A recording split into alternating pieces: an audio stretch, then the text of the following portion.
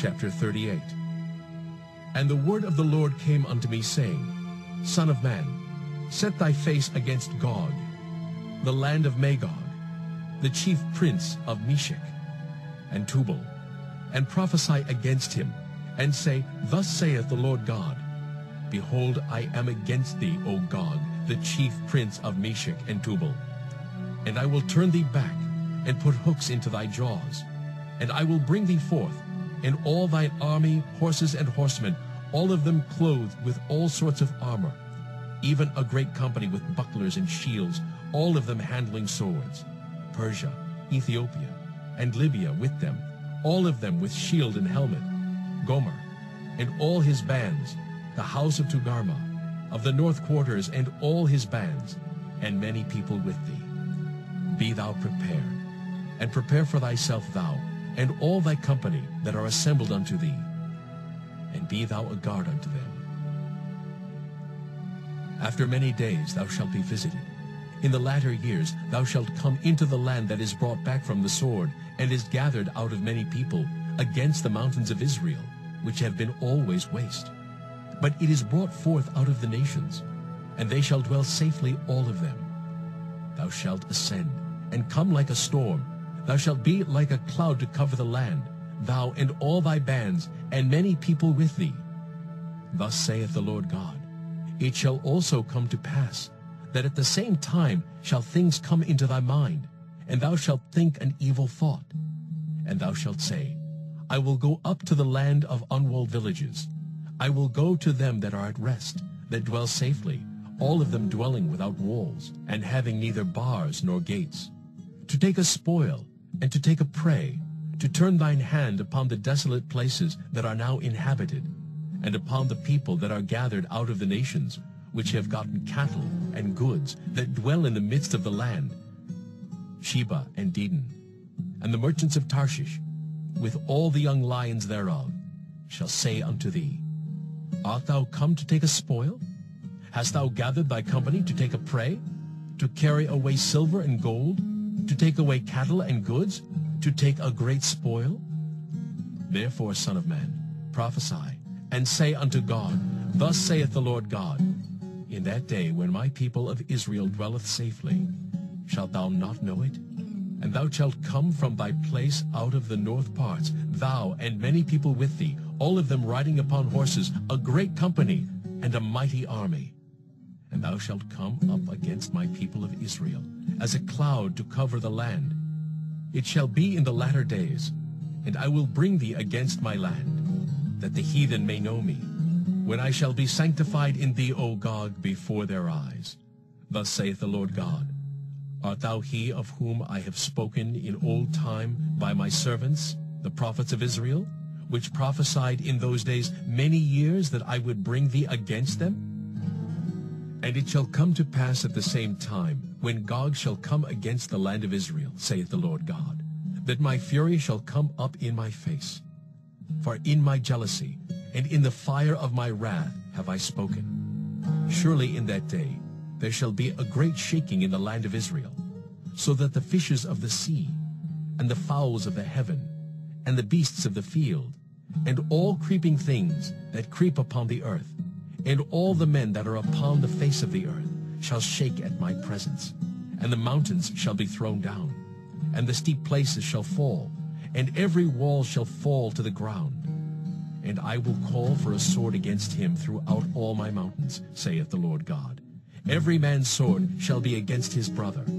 And I will plead against him with pestilence and with blood, and I will rain upon him, and upon his bands, and upon the many people that are with him, an overflowing rain, and great hailstones, fire and brimstone.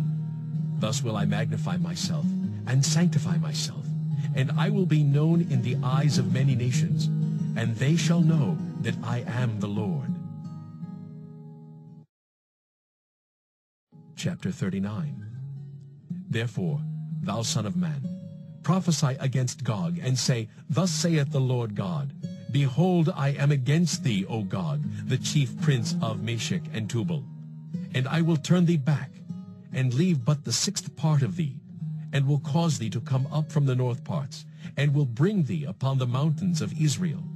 And I will smite thy bow out of thy left hand, and will cause thine arrows to fall out of thy right hand. Thou shalt fall upon the mountains of Israel, thou and all thy bands, and the people that is with thee. I will give thee unto the ravenous birds of every sort, and to the beasts of the field to be devoured. Thou shalt fall upon the open field, for I have spoken it, saith the Lord God. And I will send a fire on Magog, and among them that dwell carelessly in the isles, and they shall know that I am the Lord. So will I make my holy name known in the midst of my people Israel. And I will not let them pollute my holy name any more, and the heathen shall know that I am the Lord, the Holy One in Israel. Behold, it is come, and it is done, saith the Lord God. This is the day whereof I have spoken. And they that dwell in the cities of Israel shall go forth, and shall set on fire and burn the weapons, both the shields and the bucklers, the bows and the arrows, and the handstaves and the spears, and they shall burn them with fire 7 years, so that they shall take no wood out of the field, neither cut down any out of the forests. For they shall burn the weapons with fire, and they shall spoil those that spoiled them, and rob those that robbed them, saith the Lord God. And it shall come to pass in that day, that I will give unto Gog a place there of graves in Israel, the valley of the passengers on the east of the sea. And it shall stop the noses of the passengers. And there shall they bury Gog and all his multitude, and they shall call it the valley of Hamongog.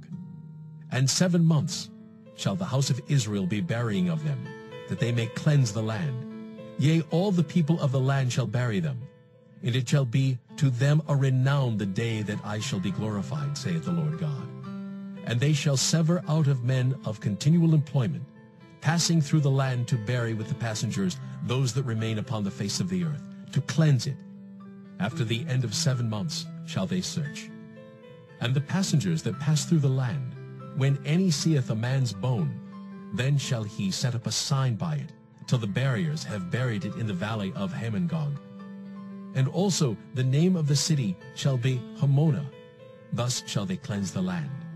And thou, son of man, thus saith the Lord God, speak unto every feathered fowl, and to every beast of the field, assemble yourselves, and come, gather yourselves on every side to my sacrifice, that I do sacrifice for you, even a great sacrifice upon the mountains of Israel, that ye may eat flesh and drink blood. Ye shall eat the flesh of the mighty, and drink the blood of the princes of the earth, of rams, of lambs, and of goats, of bullocks, all of them fatlings of Bashan. And ye shall eat fat till ye be full, and drink blood till ye be drunken, of my sacrifice, which I have sacrificed for you. Thus ye shall be filled at my table with horses and chariots, with mighty men, and with all men of war, saith the Lord God. And I will set my glory among the heathen, and all the heathen shall see my judgment that I have executed, and my hand that I have laid upon them. So the house of Israel shall know that I am the Lord their God from that day and forward. And the heathen shall know that the house of Israel went into captivity for their iniquity, because they trespassed against me. Therefore hid I my face from them, and gave them into the hand of their enemies. So fell they all by the sword. According to their uncleanness and according to their transgressions have I done unto them, and hid my face from them. Therefore, thus saith the Lord God, now will I bring again the captivity of Jacob, and have mercy upon the whole house of Israel, and will be jealous for my holy name, after that they have borne their shame, and all their trespasses whereby they have trespassed against me, when they dwelt safely in their land, and none made them afraid.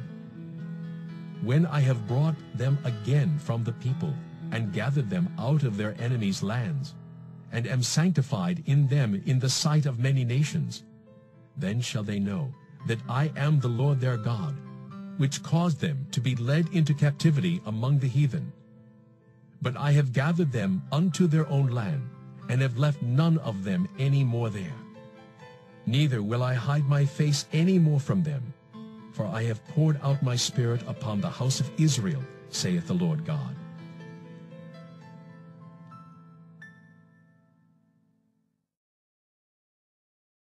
Chapter 40. In the 25th year of our captivity, in the beginning of the year, in the 10th day of the month, in the 14th year after that the city was smitten, in the selfsame day the hand of the Lord was upon me, and brought me thither. In the visions of God brought he me into the land of Israel, and set me upon a very high mountain, by which was as the frame of a city on the south. And he brought me thither, and behold, there was a man, whose appearance was like the appearance of brass, with a line of flax in his hand, and a measuring reed, and he stood in the gate. And the man said unto me, Son of man, behold with thine eyes, and hear with thine ears, and set thine heart upon all that I shall show thee. For to the intent that I might show them unto thee art thou brought hither. Declare all that thou seest to the house of Israel. And behold, a wall on the outside of the house round about, and in the man's hand a measuring reed of 6 cubits long, by the cubit and an hand breadth. So he measured the breadth of the building, 1 reed, and the height 1 reed. Then came he unto the gate which looketh toward the east, and went up the stairs thereof, and measured the threshold of the gate, which was 1 reed broad, and the other threshold of the gate, which was 1 reed broad. And every little chamber was 1 reed long, and 1 reed broad. And between the little chambers were 5 cubits, and the threshold of the gate by the porch of the gate within was 1 reed. He measured also the porch of the gate within, 1 reed. Then measured he the porch of the gate 8 cubits, and the posts thereof 2 cubits, and the porch of the gate was inward. And the little chambers of the gate eastward were 3 on this side, and 3 on that side. And they 3 were of 1 measure, and the posts had 1 measure on this side and on that side. And he measured the breadth of the entry of the gate 10 cubits, and the length of the gate 13 cubits. The space also before the little chambers was 1 cubit on this side, and the space was 1 cubit on that side. And the little chambers were 6 cubits on this side, and 6 cubits on that side. He measured then the gate from the roof of 1 little chamber to the roof of another. The breadth was 25 cubits, door against door. He made also posts of 80 cubits, even unto the post of the court round about the gate. And from the face of the gate of the entrance unto the face of the porch of the inner gate were 50 cubits. And there were narrow windows to the little chambers, and to their posts within the gate round about, and likewise to the arches. And windows were round about inward, and upon each post were palm trees. Then brought he me into the outward court, and lo, there were chambers, and a pavement made for the court round about. 30 chambers were upon the pavement. And the pavement by the side of the gates, over against the length of the gates, was the lower pavement. Then he measured the breadth from the forefront of the lower gate unto the forefront of the inner court without, 100 cubits eastward and northward. And the gate of the outward court that looked toward the north, he measured the length thereof, and the breadth thereof. And the little chambers thereof were 3 on this side, and 3 on that side. And the posts thereof, and the arches thereof, were after the measure of the first gate. The length thereof was 50 cubits, and the breadth 25 cubits. And their windows, and their arches, and their palm trees were after the measure of the gate that looketh toward the east. And they went up unto it by 7 steps. And the arches thereof were before them. And the gate of the inner court was over against the gate toward the north, and toward the east. And he measured from gate to gate 100 cubits. After that he brought me toward the south. And behold, a gate toward the south. And he measured the posts thereof, and the arches thereof according to these measures. And there were windows in it, and in the arches thereof round about. Like those windows, the length was 50 cubits, and the breadth 25 cubits. And there were 7 steps to go up to it, and the arches thereof were before them. And it had palm trees, one on this side, and another on that side, upon the posts thereof. And there was a gate in the inner court toward the south, and he measured from gate to gate toward the south 100 cubits. And he brought me to the inner court by the south gate. And he measured the south gate according to these measures, and the little chambers thereof, and the posts thereof, and the arches thereof, according to these measures. And there were windows in it, and in the arches thereof round about. It was 50 cubits long, and 25 cubits broad. And the arches round about were 25 cubits long, and 5 cubits broad. And the arches thereof were toward the utter court, and palm trees were upon the posts thereof. And the going up to it had 8 steps. And he brought me into the inner court toward the east.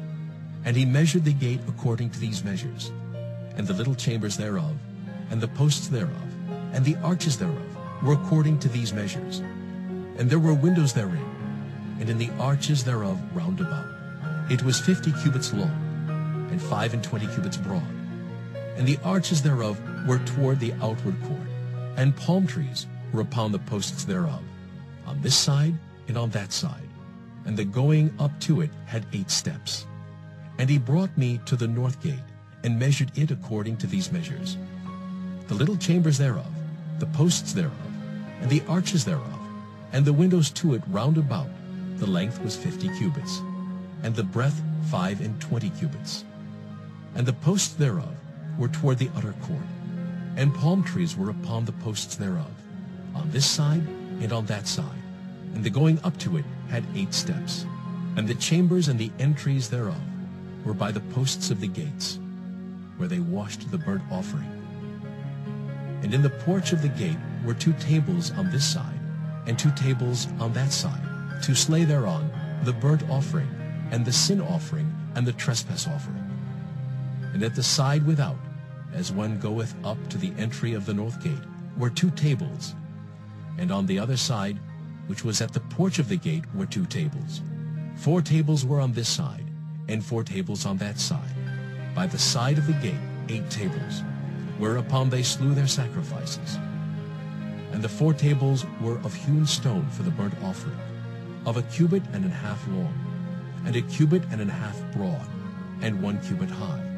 Whereupon also they laid the instruments wherewith they slew the burnt offering and the sacrifice. And within were hooks, an hand broad, fastened round about, and upon the tables was the flesh of the offering. And without the inner gate were the chambers of the singers in the inner court, which was at the side of the north gate, and their prospect was toward the south, one at the side of the east gate, having the prospect toward the north.